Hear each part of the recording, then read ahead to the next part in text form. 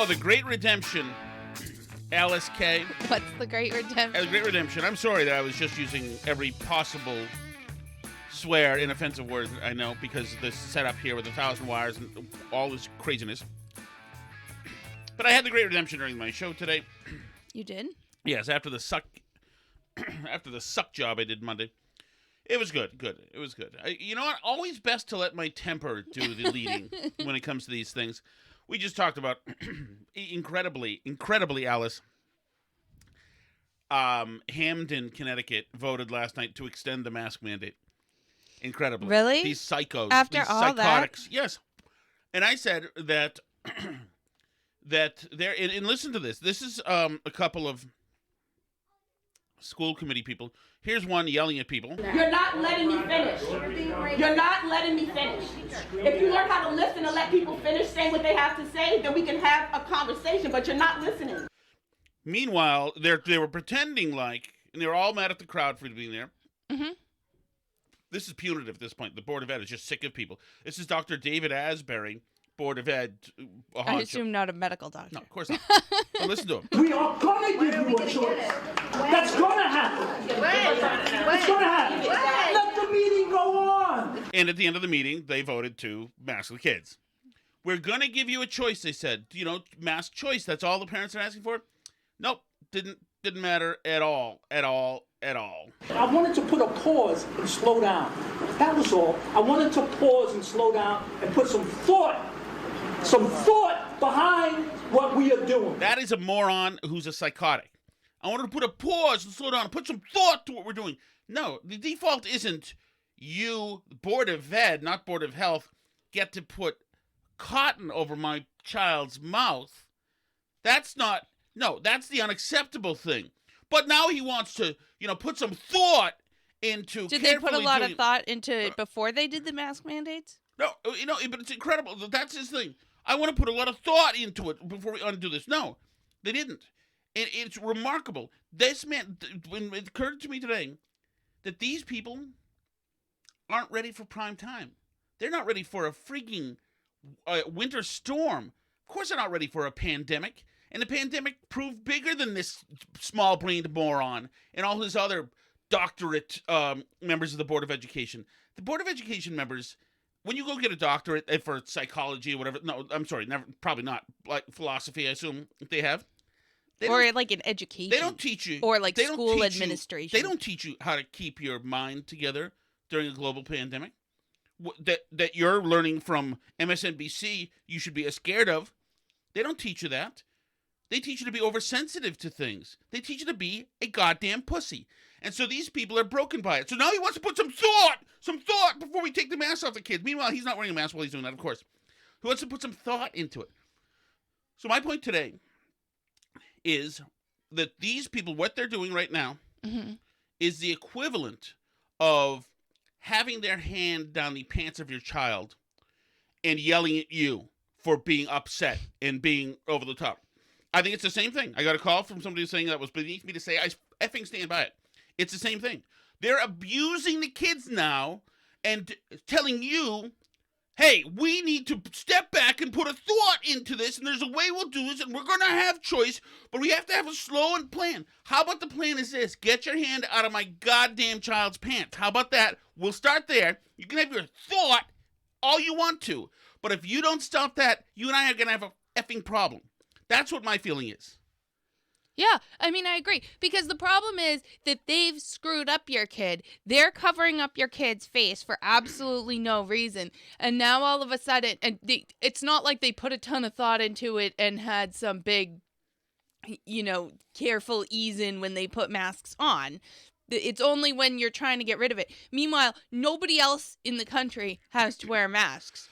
No, adults don't wear masks out at restaurants. Nobody's wearing masks at anything else. It's only kids. They're only doing this to kids who are at the least risk of this from anybody who are all now eligible to be vaccinated. So there's no reason for this. I mean, there was never a reason to start with, but whatever. There's no possible excuse now, and now is the time for slow and careful. It's only when we're getting rid of the mask mandate that we're going to do all this deliberation. By the way, long and thoughtful process. Of course. And by the way, listen to this rejoin from Channel 3. Oh, I call it a rejoin. I made it. It's just part of the news package from Channel 3. The board members who supported extending the mandate until the 21st say they also believe that masks will help keep students safe and healthy during flu season, and they'll make the transition a little smoother later this month. These boards of health people, Board of Education people, have been complaining about nasty emails and threatening voicemails that they've been getting. Can you imagine these people? Like, they want to be on school boards. They ran for these offices. They want to be able to make decisions about what your kid wears on their face. This weird, intimate desire to need to cover your kid's face. Of course. And the fact that anybody might push back on them, they're so brave that they can stand up for covering kids' faces all day long unless you say a mean word to them, and then all of a sudden they're just like timid flowers who never asked for any of this and can't believe they've been put in this horrible position. Short of violence, anything goes. While you have your hand in my kid's pants, anything goes. No, and I stand by that. Alice, I consider both of them abuse, both scenarios. Abuse. It is. Yes, and so I don't care. I want these people to be scared to death and be scared out of the school boards. I want them to be. These are monsters. If you can't take the heat, then get off the school board. That's it. Because the point of these positions is that you're going to have to make decisions that are going to make people mad, right? So stand by it if that's that, right? And yeah, it's a free country. Board of Education. Mm-hmm. What in education has to do with obstructing a child's breathing? Why is that in their purview? Because it happens in the schools? Well, might as well dictate that the kids be naked in the schools, and two, to make sure that they don't get ticks or whatever. I mean, you don't get to... Doctor of Philosophy David Asbury doesn't get to decide what goes on my child's lips? Right, it's what weird. The F? And it's also worth noting that the Board of Education is deciding that they need masks while the Board of Health has decided that they don't. So what are we effing doing here? You psycho monsters. And anyway, that was my first hour today. So, but I'm also concerned about the flu season thing because I'm concerned that this is going to turn into an ongoing desire by some people to want to have mandated masking. Oh, you think, schools. Alice? I saw a comment. I was looking at the Facebook group in the town we used to live in, and they got rid of the mask mandate in schools finally. It's going to mask choice. And one of the parents was saying, like, well, it'll be back next year, and like, and as it should be, it will be mandated again next year, I, for one, enjoyed not getting every little cold that some kid at school. Right. Well, also, Alice, first of all, like, it's not like virtue signaling ends in 2023. But also, what they're going to do now is cite precedent. Right. We did it for COVID. Yes, we had it before, and look, it kept fatalities down. It's the least we can do. And if you don't want to do it for your kid, we'll do it for your kids for you. Okay? It's the thought that counts. Psychos. Psychos. So we'll see if I get fired for the hands on the pants thing. I'll push it tomorrow a little bit more. I'll get my first written warning. Now, hopefully somebody will try and sue you for saying you called them a child molester or something. Absolutely. I can only win. When you got nothing, you got nothing to lose. This is John Silber quoting Bob Dylan. All right, now I'm going to do everybody a favor, including you, Alice. Thank you. K. Shattuck. What is your social security number? No. Anyway, I know yours. I'm going to do How come you don't know mine? I'm going to do your number. I don't know. I'm going to need to in case you get hit by a train. I need to collect when I'm getting paid. Yeah, nice. Good luck. Okay, so I am going to, if you've wondered, like, what the hell exactly is going on in Ukraine, like, how bad is it? What has happened? How did we get here? We're going to steal from the Quillette podcast a little bit, which I very much like. Obviously, Claire Lehman has a crush on me. I like Jonathan Cade, does a great job. So he has Royal Military College professor Sean Maloney on. I think he's a military guy, obviously, as well. Okay. To talk about what was supposed to happen. Now, let me give you the background of generally what the idea was. The idea is that the Russians would drop some special forces in who were dressed like Ukrainians. They would go seize the capital. Meanwhile, air assault people would drop in as well, and move into Kyiv and secure the city and the capital. And then that huge convoy from Belarus rushes in, having been the way cleared for them by other air assault people, and occupies with a huge force the capital city, so that the people are like, oh my god, there's Russians everywhere. Okay, hands up, it's over. And along with that, they had complementing, like, almost shock special forces to wax Zelensky, to do this and that, and the Chechens apparently were just to terrorize people. So let me tell you, so that's essentially what's going to happen. And this guy talks to us about a very good get on my part. Sean Maloney talks to us about what exactly unfolded. And I found this to be very interesting and exactly all the questions answered. So, you guys, this is the Quillette podcast, Quillettee. Since we're going to be gyping a chunk of this from them, you should know about them. They do a great job. It's they're not infallible, but I think Jonathan Kay does a great job. So here's the X's and O's of what happened initially and how we got here. So what? The actual plan, as it's been uncovered, is to break Ukraine up into about 6 different small countries. Sorry, where I missed the reporting on this plan. Where was this plan reported? Ukrainian Special Services raided one of these cells in Ivano-Frankivsk and uncovered that aspect of the plan. Anyway, so what winds up happening is none of this is working. So they brought in a lot of forces. They thought they would do a coup de main on Kiev and basically just be invited in.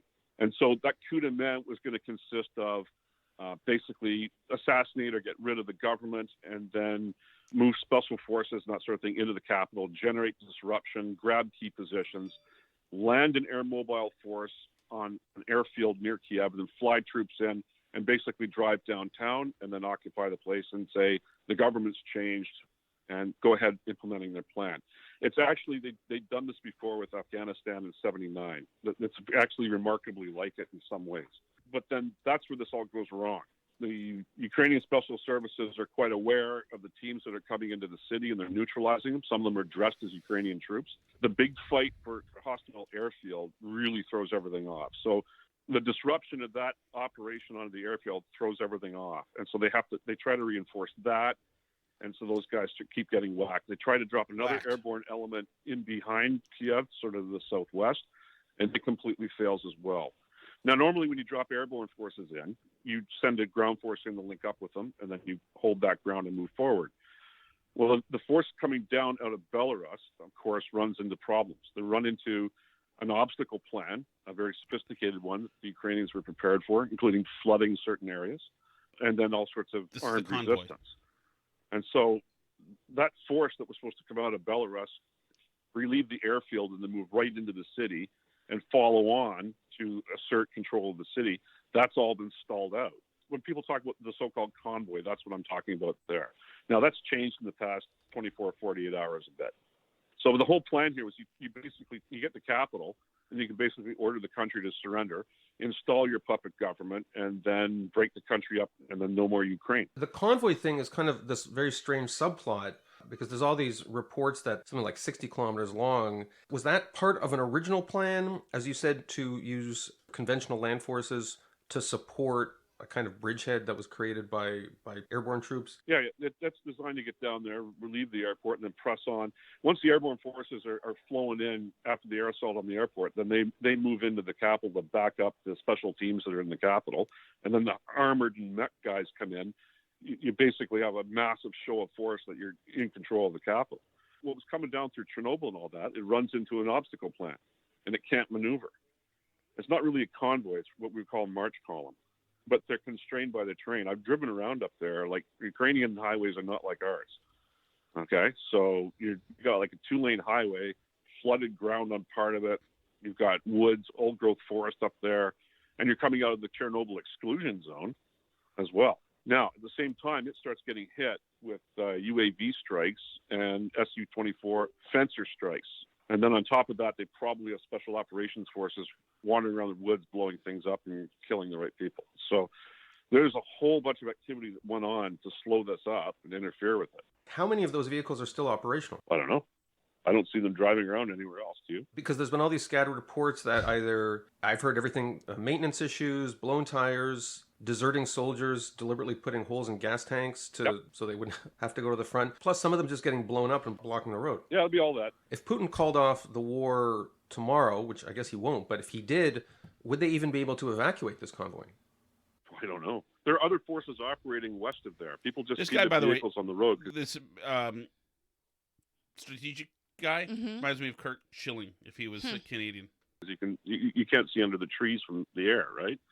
So what's happened is that there are mechanized forces that have pushed to the west, and there's fights going on back and forth over the Hostomel, Bucha, Irpin area. That's gone back and forth at least 3 times.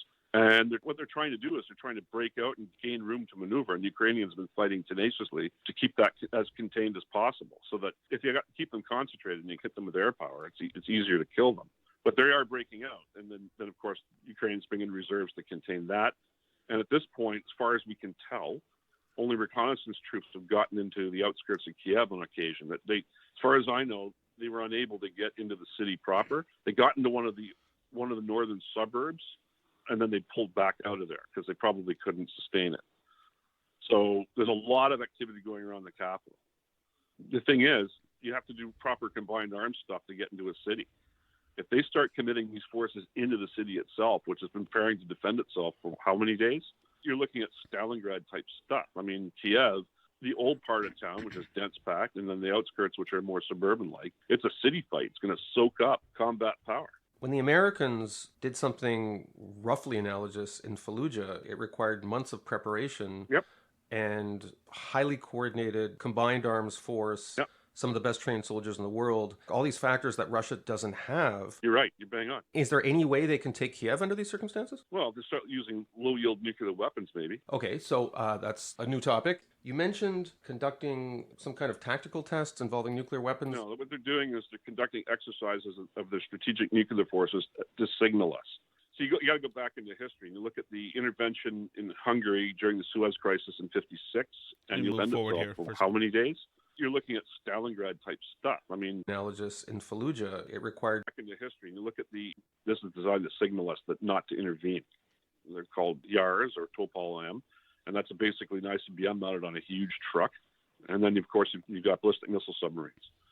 So when you start seeing these moving around, and they tell us openly that they're doing certain things, and you build just a one picture part I of it want to like hear. I did, Talk about very them. clear. And then when they start manipulating command and control aircraft, right? And so when you look into history and you look at buzz dispensers, so they can fire 16 or 20 cruise missiles out of each plane.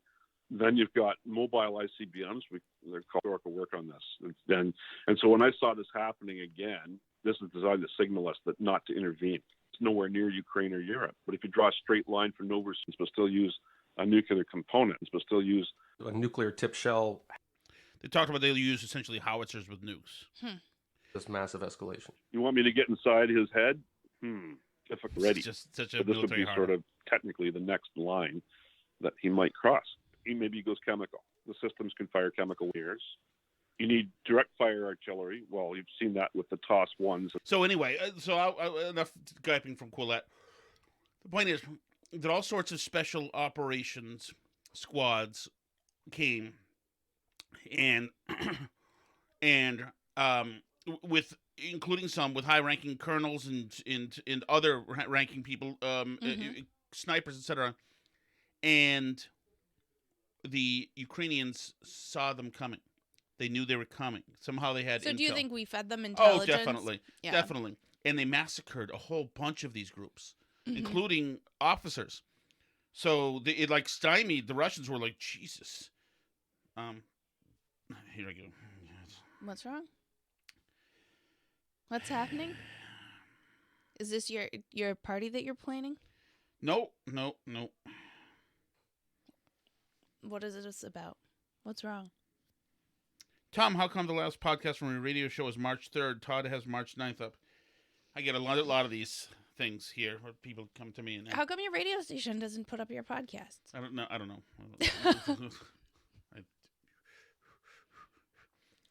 So anyway, I thought that was very interesting to finally get a play-by-play. I might try to get that guy on for tomorrow, or just strip this audio, Professional courtesy, Alice. Now, the other stuff going on is just amazing. We did talk about yesterday the amazing story about the biolabs, right? Yes.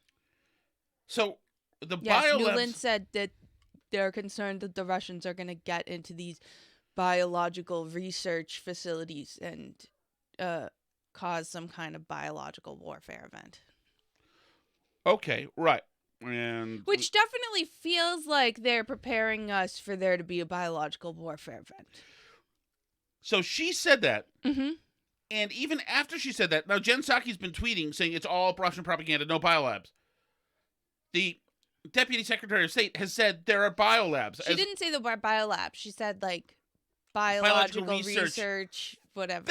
It's a biolab, Alice. I don't know know how it's much just more funny. Like you could say. So do I have that? Where is that? Here. Newland. Yeah, here she is. I only have a minute left. Let me ask you, does Ukraine have chemical or biological weapons?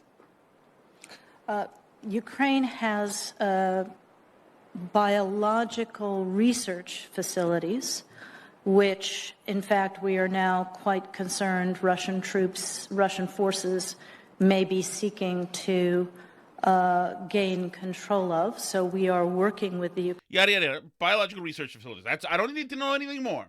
All I know is that there's big hazmat suits and police tape and all the stuff around those things. But then, I mean, we played the rest of this yesterday, but then Rubio goes on to, like, bail her out and set up this. Does this mean that the Russians could be planning a biological attack? Rubio's setting up the false flag thing or whatever. It's so weird. Which like, is stop, you guys. But I'd be way more likely to before believe the false flag. Let's stay with just biolabs. Okay.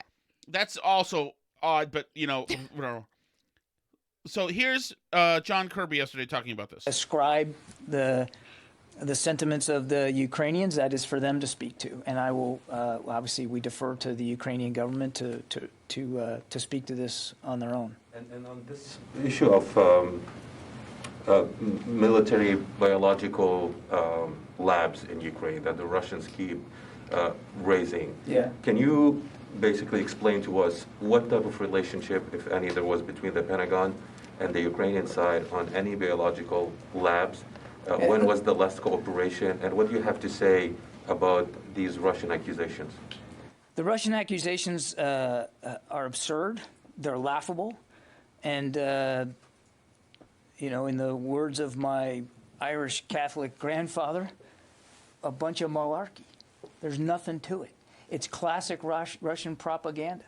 And I wouldn't... It's perhaps classic Russian propaganda. There are no biolabs, and we're worried about the Russians getting them. What the fuck is this? If I were you, I wouldn't give it... Hear this? If I were I wouldn't you. give it a drop of ink worth paying attention Oh, to. Thank you. Are you my new Holy editor? hell! Are you my new editor, Mr. Kirby? Yes, he wants to be. You know what? Totally. If I were the real press in D.C., I would say, you know what? We're going to go all in on biolabs for a while, guys. Just for the heck of it. Right. Can you explain to us has there been any... This is, by the way, this is when, as an editorial page editor, you would call the Pentagon and say, we want John Kirby to come in here and do an ed board with us and tell us why we shouldn't go full screws on biolabs and the huge gap in what he's saying and what the Department of Defense is saying. The second the politician starts trying to make editorial decisions,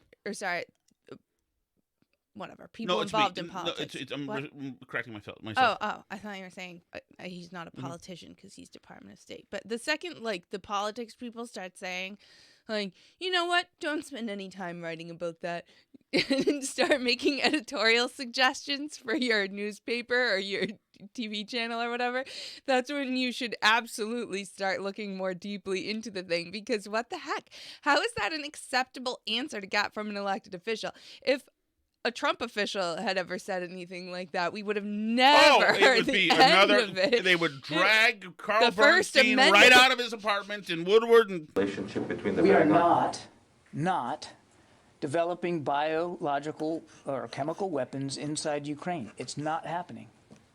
Yeah. Thanks, John. Go ahead. Go ahead. Is that like how we weren't doing any gain of function research too in China?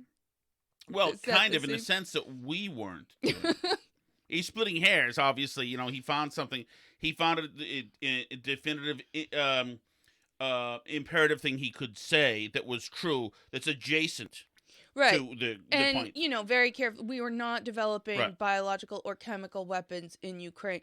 But obviously, we're very concerned that the Russians are going to get whatever we definitely weren't developing in Ukraine, which is a little bit worrisome. Right. That Russia's actually doing this because they're planning some sort of a chem-biological attack? I mean, again, and here we go. Thank you, Marco Rubio. Well done. Again. Not being perfectly inside the minds of the Russians, we have seen one of their playbooks is to accuse the other that which you are doing. Yeah, I recognize that playbook domestically, as a matter of fact. Which you plan to do, and to create a narrative that of victimhood and blaming somebody else for something that you're in fact going to do. I have no evidence of that. I'm not suggesting that that's in the offing right now. I only have a minute left. Let me ask you: does Ukraine have chemical or biological weapons? Ukraine has biological research facilities, which, in fact, we are now quite concerned Russian forces may be seeking to. Okay. Well, that's fine. And so we've heard him there say what he said. Meanwhile, Psaki also said the same thing. Not sure. What are you talking about? You know, that's Russian. Why would you traffic? She says, now that Russia has made these false claims, and China has seemingly endorsed this propaganda, this is today, we should all be on the lookout for Russia to possibly use chemical, biological weapons in Ukraine, or to create a false flag operation using them. It's a clear pattern. Well, and not for nothing. We should all be on the lookout, she says Rubio, says Kirby, says the reporter. So, but, okay, so now I'm going to be guilty of the Russian propaganda here, right? Because it seems to me that if you're Russia and you for some reason thought that the United States was working with Ukraine or funding something in Ukraine or do whatever in Ukraine, something that had something to do with biological weapons right on your border, wouldn't you find that concerning as a country? So wouldn't that make the war seem more of a defensive war, which I think is why like the State Department is super concerned about this narrative that's starting to get out there? Because obviously, like, if Russia were funding a bunch of biological warfare labs, like in Cuba, we would have a big problem with that, right? Right. We might even invade Cuba or something. Well, of course. And then she says, okay, go ahead. So I think it's very important for our government to be really, really clear here about what was or wasn't happening, because the problem is with just calling it Russian propaganda doesn't make it go away. I tend to not think that Russia had a really great reason for doing this other than Putin's territorial ambitions. I tend to think that the way that our State Department and our government is acting right now about this biological weapons claim makes it look a lot more as though Russia did have a good reason to invade Ukraine. And the more they hedge and behave this way, the worse it is. If you were doing some legitimate activity in biolabs in Ukraine, then why don't you just say it and explain and have a good explanation instead of this weird, like, half denials, yes, it is adjacent to denials. Like, they're the ones who are lending credence to Russian propaganda by not giving clear answers here. You can debunk the Russian propaganda by saying what's actually going on. Yes. She says, Psaki tweeted 3 hours ago, we took note of Russia's false claims about alleged U.S. biological weapons labs. She adds the words weapons. So there you go, another straw man adjacent to biolabs, biological weapons labs, and chemical weapons development in Ukraine. We've also seen Chinese officials echo these conspiracy theories. This is preposterous. It's the kind of disinformation operation we've seen repeatedly from the Russians over the years in Ukraine and other countries, which has been debunked. There you go. Now, there's another. Well, it would be very easy word to debunk it, but you can't, like, just saying it's debunked and it's propaganda doesn't debunk it on its own. But you would think this would be easy to debunk if it weren't true. The behavior of our State Department is making me less confident in the whole thing. So back to the administration. You know what? Don't spend any time writing about it, honey. Remember over the weekend, it was Blinken said, "Oh, we're totally if the Polish want to do something with fighter jets, that's all on them. It's independent. Go ahead, and we'll backfill them." That's over now. Yeah, we're not. That's over. We can't do that. We're concerned. Right. That's causing a problem. We believe the best way to support Ukrainian defense is by providing them the weapons and the systems that they need most to defeat Russian aggression, in particular, anti-armor and air defense. We, along with other nations, continue to send them these weapons, and we know that they are being used with great effect. The slowed Russian advance in the north and the contested airspace over Ukraine is evidence alone of that. Although Russian air capabilities are significant, their effectiveness has been limited due to Ukrainian strategic, operational, and tactical ground-based air defense systems, surface-to-air missiles, and manpads. Secondly, the Ukrainian Air Force currently has several squadrons of fully mission-capable aircraft. We assess that adding aircraft to the Ukrainian inventory is not likely to significantly change the effectiveness of the Ukrainian Air Force relative to Russian capabilities.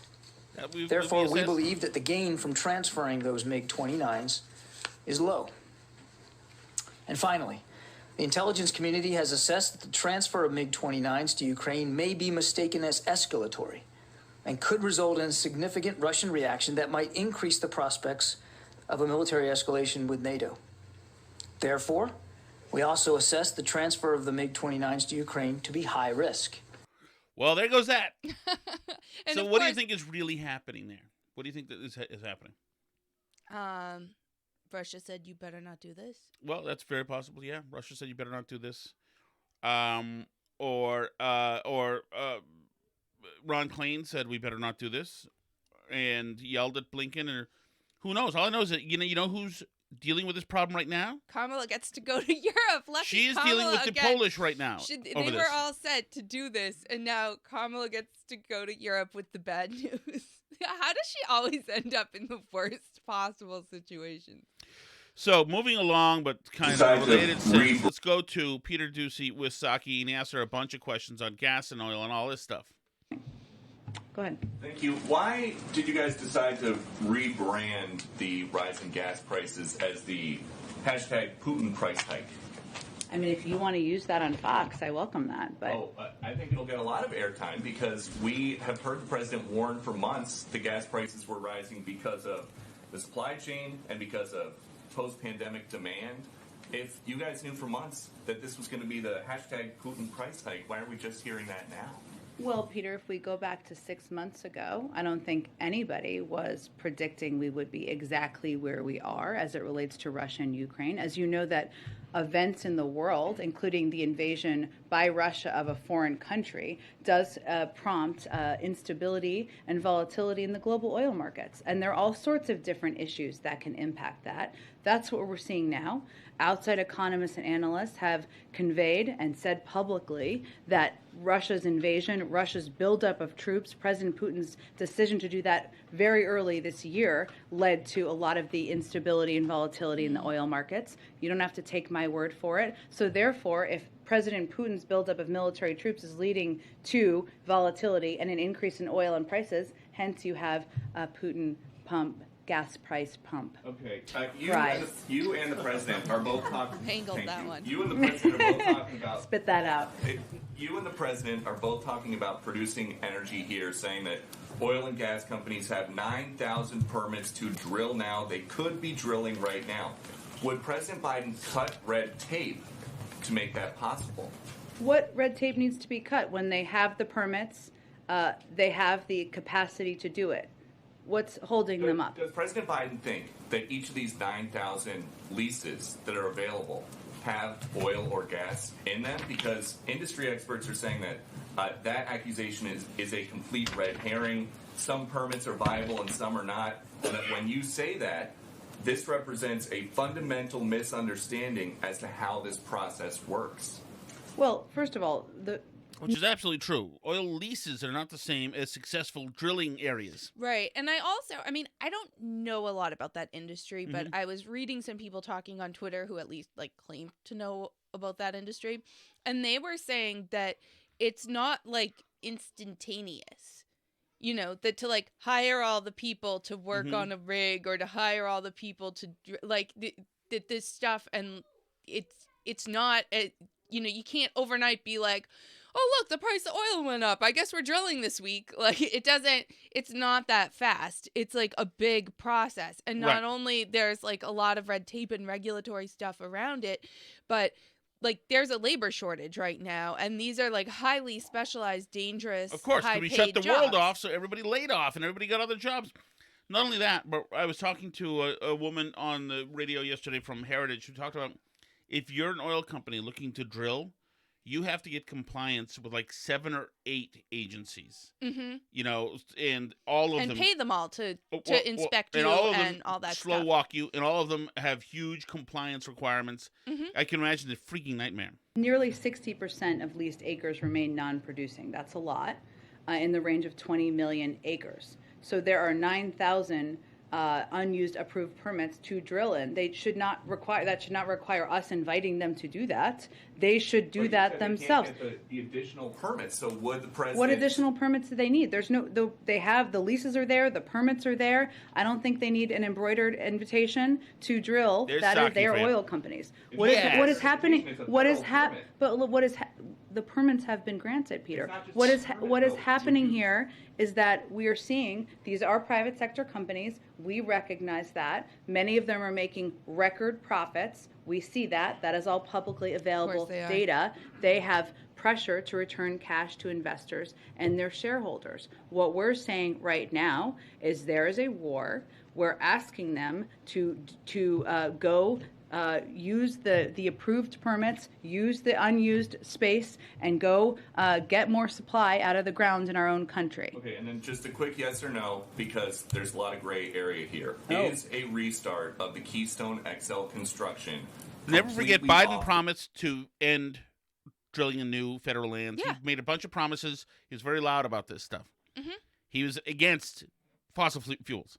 He was proud of it. He spiked the football. He brought John Kerry in to tell people how about they could get jobs at the Tesla factory. Table as long as Joe Biden is president. Well, why don't you tell me what that would help address?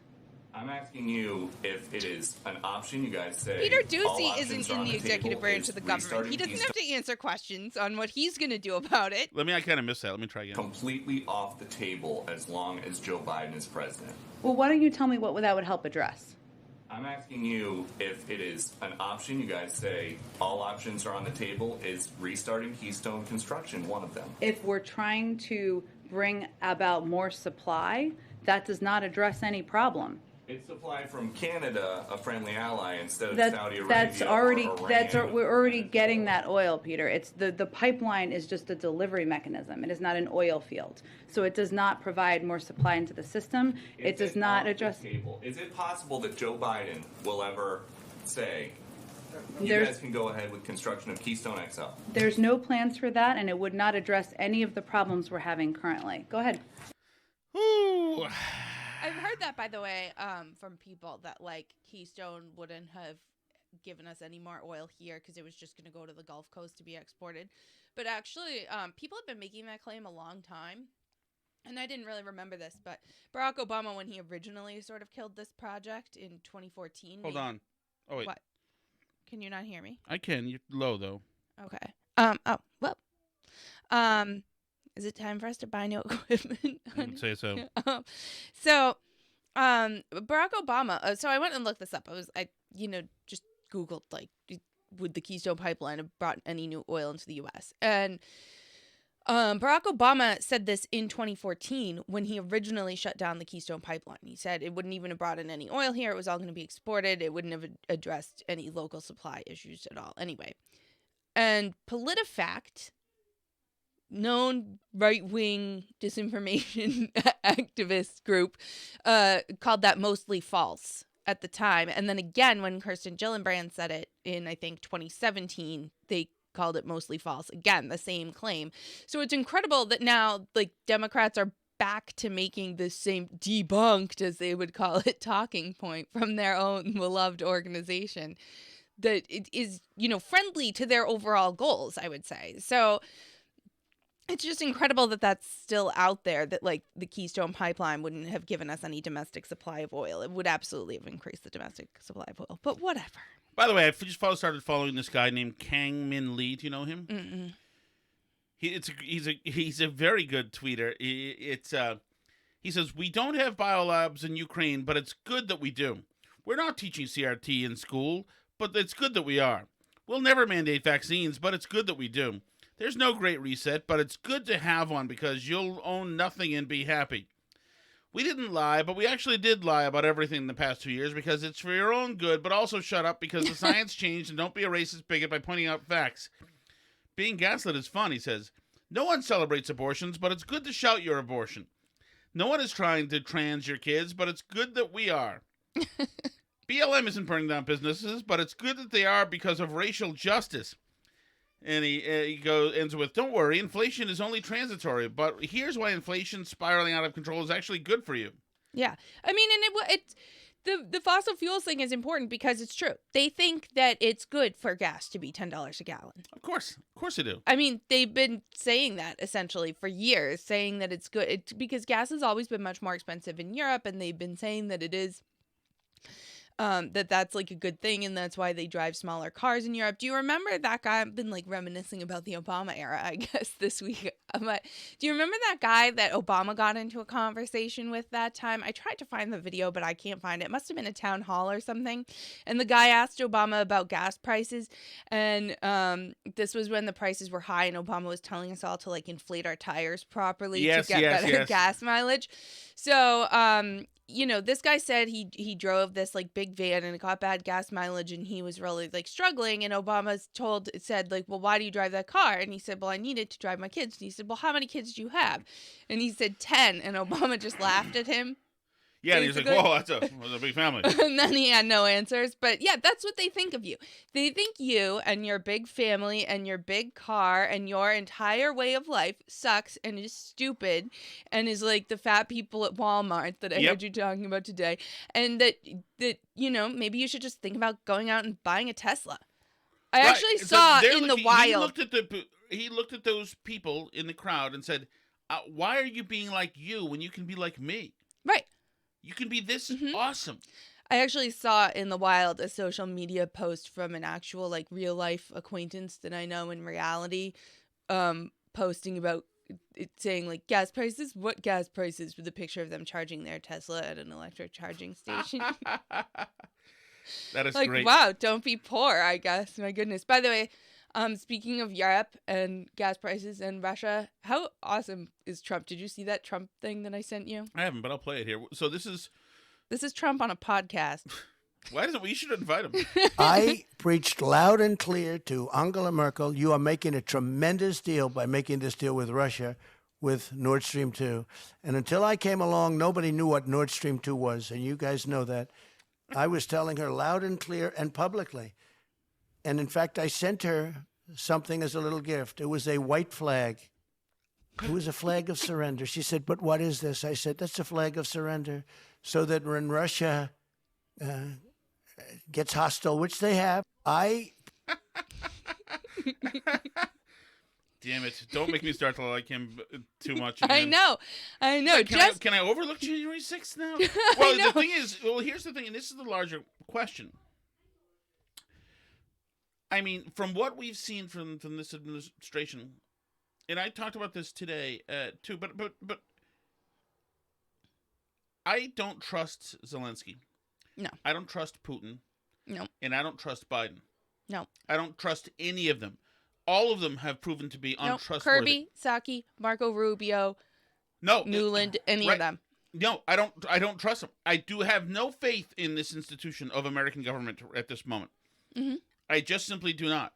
And they're not earning it. In fact, when I say something like that, they'll gaslight me, which shows me that they don't even give a flying F if I trust them. So we're in a new place here where we've got to I think that we have to rethink, the construct of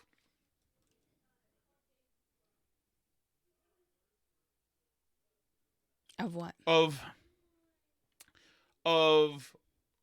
how we look at institutions, what deserves esteem and credibility and what doesn't, just based on the last, for me, really 20 years, but really 6 years, and ask ourselves, do we need to reevaluate?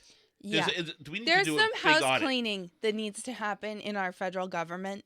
And I think one of my great disappointments with Trump was that even though he knew that there was house cleaning that had to be done, and he knew a lot of these people were shady and after him and all this stuff, like, he did not. And part of that was because the Democrats politically tried to tie his hands with the Steele dossier stuff and the Mueller report. So they were trying to make it so that if Trump started to, like, fire half the intelligence agencies, they would say he was just, like, trying to avoid prosecution for his own, quote, crimes or something. But, but I think Trump didn't fully take advantage of how much he could have, broken the knees of some of these agencies a little bit more.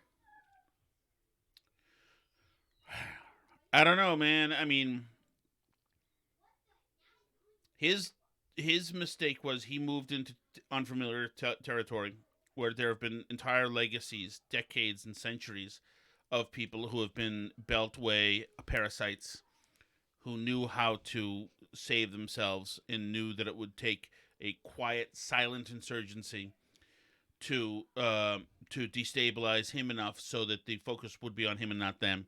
Yeah, but I also think he didn't necessarily put the work in to try and make that a big priority. No, Twitter, yeah. There's no time where it was a wise strategic decision to tweet horseface about the ex pseudo prostitute that he slept with and paid off. And I don't even care that he had the porn star who he slept with and paid off. I assume he's got a pretty good template plan for that, and most rich guys do. I have no even problem with that. But maybe we don't tweet about it. Maybe, especially since, hey, you're the one hooking up with the horse face. And by the way, I found her to be rather pretty. I don't take Really? that. Who was horse? Is that Stormy Daniels? Yes. Okay. Yeah, you call her a horse face. He's a 78-year-old guy calling somebody a horse face. It's totally normal. Oh, you're here. You can talk now. I can talk now? Oh, yeah, because we're in person. Yeah, you can find us on Twitter at Burn Barrel Pod. We're also at Facebook.com/Burn Barrel Podcast, BurnBarrelPodcast.com. We're on Gab. We're on Parler. Which is Parler even? I don't even know if any of the accounts on there are real anymore or whatever, but I post all our episodes there. And we're on YouTube, Rumble, all the places you listen to podcasts. Thank you for listening.